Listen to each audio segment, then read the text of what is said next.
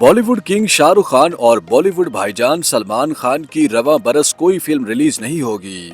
दोनों अदाकार दिवाली के सालाना त्योहार पर मद्दाहों को नई फिल्म का तोहफा देते हैं, लेकिन रवां बरस दोनों बड़े पर्दे पर दिखाई नहीं देंगे।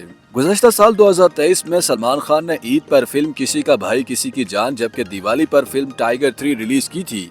जबकि शाहरुख खान ने अपने मद्दाहों को योम जमहूरिया भारत के दिन फिल्म पठान, जबकि क्रिसमस पर फिल्म डंकी का तोहफा दिया था और उनकी फिल्म जवान सितंबर में रिलीज हुई थी। सलमान और शाहरुख के दुनिया भर में मौजूद मद्दाह बेसब्री से इन त्योहारों का इंतजार करते हैं, लेकिन 2024 दोनों स्टार्स के मद्दाहों के लिए बुरी खबर लेकर आया है, क्योंकि रवां साल इन दोनों खान्स की कोई फिल्म रिलीज नहीं होगी। भारतीय मीडिया के मुताबिक इन दोनों खान्स ने अभी तक अपनी नई फिल्मों की शूटिंग का आगाज ही नहीं किया। सलमान खान जल्द ही विष्णु वर्धन की हिदायतकारी में बनने वाली फिल्म द बुल की शूटिंग का आगाज करेंगे, जबकि शाहरुख खान के मुताबिक रवां साल मार्च या अप्रैल में उनकी नई फिल्म की शूटिंग शुरू होगी। लेकिन अभी तक अदाकार ने फिल्म का उन्वान नहीं बताया और न ही फिल्म की दीगर तफसीलात दी हैं। रिपोर्ट में बताया गया है कि रवां साल शाहरुख खान और सलमान खान त्योहारों के मौका पर अपनी अपनी फिल्मों की शूटिंग में मसरूफ होंगे, जिसकी वजह से रवां साल उनकी कोई फिल्म रिलीज नहीं होगी।